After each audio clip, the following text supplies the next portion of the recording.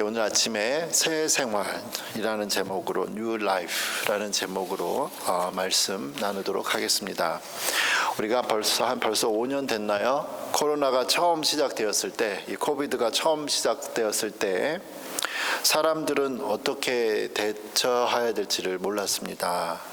사람들이 왜 아파하고 죽어가는지도 알지 못했을 때 세계보건기구는 사람들에게 몇 가지 행동을 가르쳤죠. 매일 손 씻기, 마스크 착용, 기침할 때 입과 코를 가리는 등 너무나 간단한 것들을 가르쳤습니다. 그런데 신기하게도 이러한 단순한 일들을 실천했을 뿐인데도 팬데믹 동안 감기 환자가 크게 줄었다고 합니다. 우리는 너무나도 당연하고 간단한 것들을 지키지 않아서 결국은 온 세계가 나셔서 사람들에게 이 기본적인 위생 수칙을 교육해야 했던 그때를 기억합니다. 사람이 사람으로서 어떻게 살아야 하는지는 너무나 당연한 일이지만 그 당연함이 지켜지지 않기 때문에 우리는 공중도덕이나 인성교육이라는 이름으로 또다시 배우게 되죠. 오늘 우리가 읽은 이 성경 본문은 예수님을 믿고 새 사람이 된 사람들에게 어떻게 살아야 할지를 가르치고 있습니다. 그런데 내용 우리가 읽어봤지만 뭐 대단한 건 없습니다. 너무나도 기본적이고 당연한 것들을 하라고 하죠. 그럼에도 불구하고 성경이 이러한 일들을, 당연한 일들을 가르치는 이유는 그 당연한 일들이 우리의 삶 속에서 잘 지켜지지 않기 때문이죠. 오늘 성경 본문에서 바울이 말하는 너무나도 기본적인 삶의 태도를 조금씩 살펴보려고 합니다. 에베소서 4장 25절 27절에 그러죠. 그런즉 거짓을 버리고 각각 그 이웃과 더불어 참된 것을 말하라.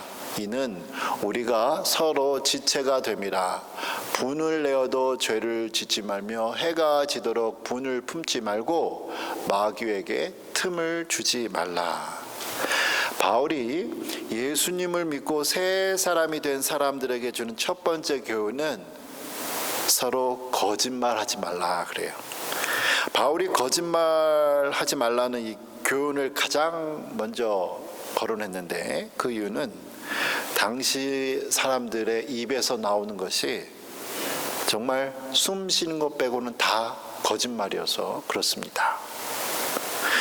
우리가 거짓말하는 이유가 있겠죠. 거짓말 우리 왜 하죠? 뭔가를 숨기고 싶어서, 아니면 더 많은 이익을 얻기 위해서 그렇습니다. 그렇다면 서로 속고 속이는 관계가 오래 갈 수 있을까요? 서로 속이는 사회가 건강한 사회가 되겠냐고요. 부모와 자식 사이에도 속고 속이는 관계가 있을 수 있을까요? 만약 그런 관계가 있다면 여러분 그런 관계 속에서 살고 싶습니까? 그런 관계는 결코 오래가지 못하고 불화와 갈등만 남게 되죠. 언젠가는 깨질 수밖에 없습니다. 에베소서가 기록된 당시 사회에도 이처럼 비밀과 속임수가 난무했고 사람들은 개인의 이익을 위해서 또 뭔가를 숨기기 위해서 속이는 일이 매일 있었죠. 그러나 지금 바울이 말합니다. 이제 우리는 예수님을 믿고 새 사람이 되었기 때문에 더 이상 그렇게 살면 안 된다. 그렇게 살지 말자. 이유는 25절 끝에 하는 것처럼 우리가 한 몸이기 때문이다. 모두가 연결됐다는 거죠. 성공하는 기업일수록 부서 간의 아이디어와 기술을 서로 나누고 협력한다고 합니다. 화목한 가족들이 서로 믿고 도우며 살아가죠. 이와 같이 우리 한민연합장로교회 모든 성도들이 서로에게 거짓없이 진실하며 예수 그리스도 안에서 거룩한 한 몸을 이루는 공동체 되기를 축원합니다. 이제 바울이 26절, 27절에서 하는 이 분노에 대해서 알아보도록 하겠습니다. 우리가 25절에서 보았듯이 당시의 사람들이 서로의 정말 거짓말이 너무 만연한 거예요. 이렇게 다른 사람들에게 속고 또 사기를 당하면 기분 좋을 사람 아무도 없죠. 대부분의 사람들은 자신이 다른 사람에게 속임을 당하거나 무시를 당하면 화가 납니다. 잠을 이룰 수가 없어요. 너무나 억울해서 자신이 당한 만큼 갚아주고 싶은 마음이 들기도 합니다. 다른 사람들에게 내가 당한 일을 생각하면 마음이 답답하고 밥맛도 없죠. 어디를 가든 눈을 감고 잠을 자려고 해도 나를 화나게 한 사람 때문에 잠을 이루지 못해 건강을 해치기도 합니다. 나를 무시한 사람에 대해 내가 당한 만큼 대갚아 줄 생각을 하다가 결국에는 그 이상의 행동을 저질러서 사람도 해치고 나도 안 좋게 감옥을 가든지 뭐가 되겠죠. 하지만 바울은 26절에서 우리에게 무슨 일이 있어도 절대 화를 내지 마십시오 라고 말하지 않았습니다. 사람인데 다른 사람이 나에게 잘못했을 때 어떻게 화가 안 나겠어요?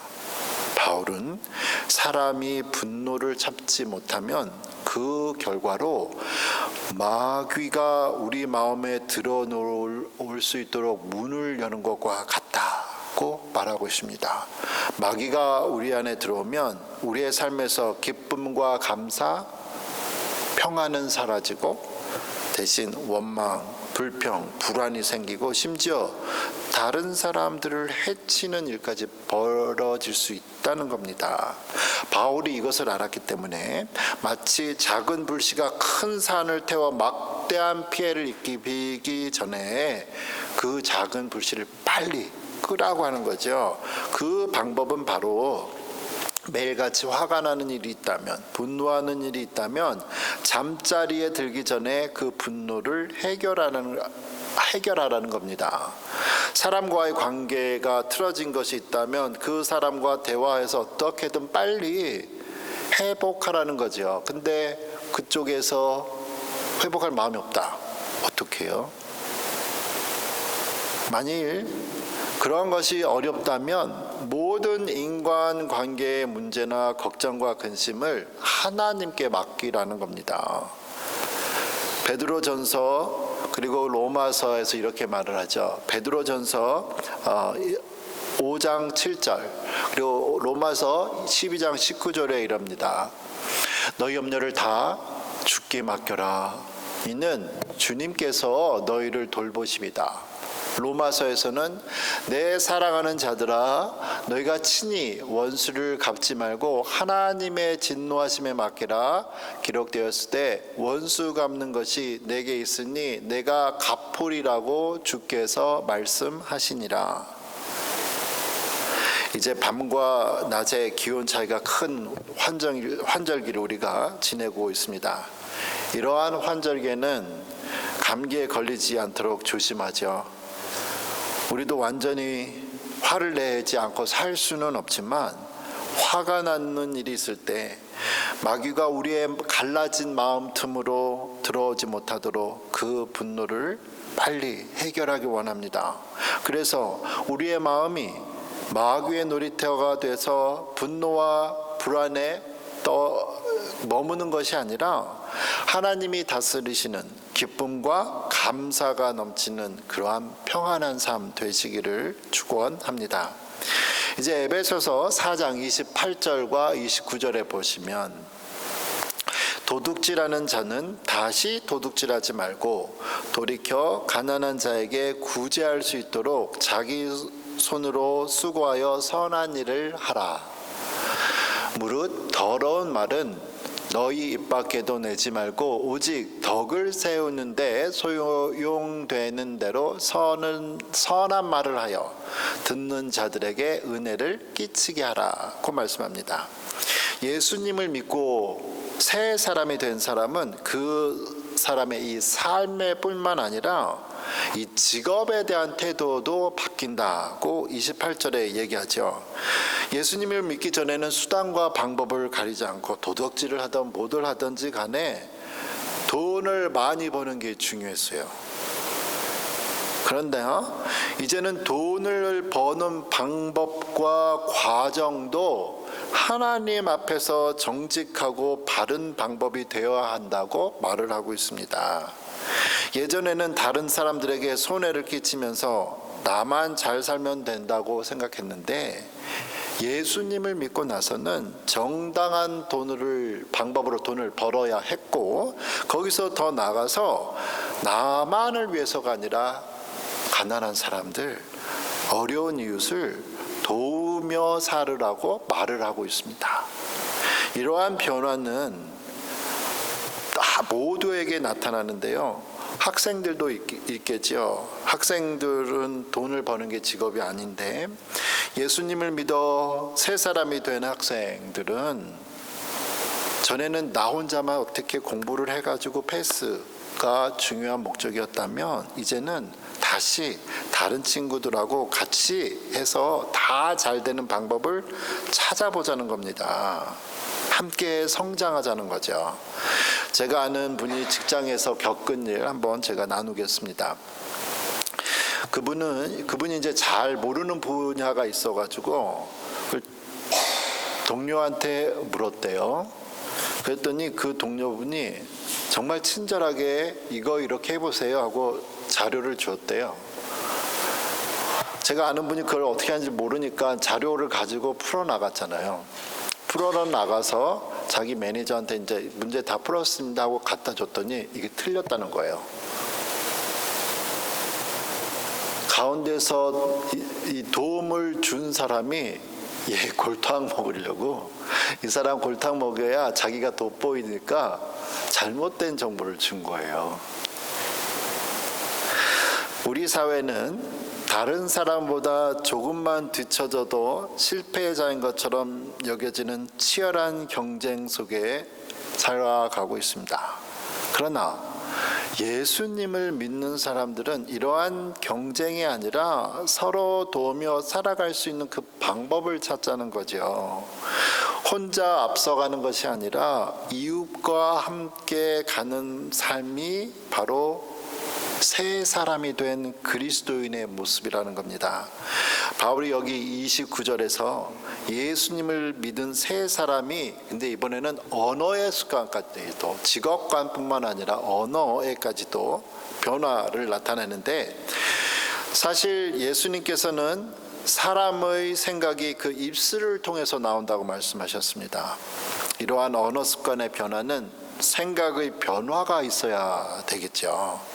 예수님을 믿는 새로운 사람들은 그 생각조차도 예수님께 집중하는 사람들입니다.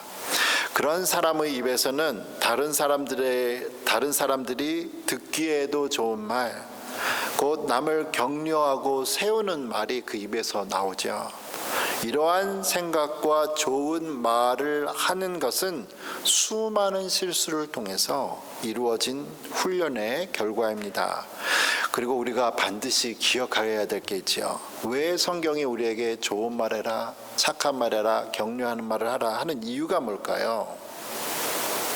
그것은 언젠가 우리가 말한 것을 가지고도 예수님 앞에서 심판 때에 심판을 받기 때문입니다. 마태복음 12장 35, 37절에서 예수님이 이렇게 말씀하시죠. 선한 사람은 그 쌓은 것에서, 그 속 안에 있는 것에서, 생각에서 선한 것이 입에서 나오고, 선한 삶이 나오고, 악한 사람은 그 쌓은 악에서 악한 것을 내느니라. 내가 너희에게 이르노니 사람이 무슨 무익한 말을 하든지 심판 날에 이에 대하여 신문을 받으리니, 너가 이 땅에서 한 말로 의롭다함을 받고 너가 이 땅에서 한 말로 정죄함을, 너는 죄인이다 라고 받는다 말씀하는 거죠. 우리도 우리의 마음으로 생각하는 것들이, 그리고 입에서 나오는 말들이 하나님과 사람들 앞에서 정말 듣기에도 좋고 아름답고 선한 말이 되기를 소원합니다. 이제 바울이 마지막 에베소서 4장 30절 32절에서 지금까지 한 얘기들 다시 한번 또 총정리를 해주고 있습니다. 말하기를 하나님의 성령을 근심하게 하지 말라. 그 안에 너희가 구원의 날까지 인치심을 받았느니라. 너희는 모든 악독과 노함과 분냄과 떠드는 것과 비방하는 것을 모든 악의와 함께 버리고 서로 친절하게 하며 불쌍히 여기며 서로 용서하기를 하나님이 그리스도 안에서 너희를 용서하심과 같이 하라. 바울은 이제 예수님을 믿어 새로운 사람이 된 그리스도인들에게 그리스도 안에 거하는 그 성령님을 슬프시게 하지 말라는 겁니다. 부모님들은 자녀들이 건강하게만 잘 자라줘도 기뻐하죠. 그러나 자녀들이 세상의 법을 지키지 않아서 만약에 경찰서를 매일같이 출퇴근해야 된다. 기뻐할 부모님이 없겠죠. 이제 예수님을 믿는 사람들은 예수님께서 기뻐하시는 일을 하며 살아가야 하고 그렇게 돼야 됩니다. 에베소서 4장에 31절에서도 32절에 보면 성경은 우리가 밖에서 무슨 큰 일을 해야 하나님이 기뻐하신다 그렇게 안 얘기하시잖아요. 그냥 정말 착하게 살아라는 거예요.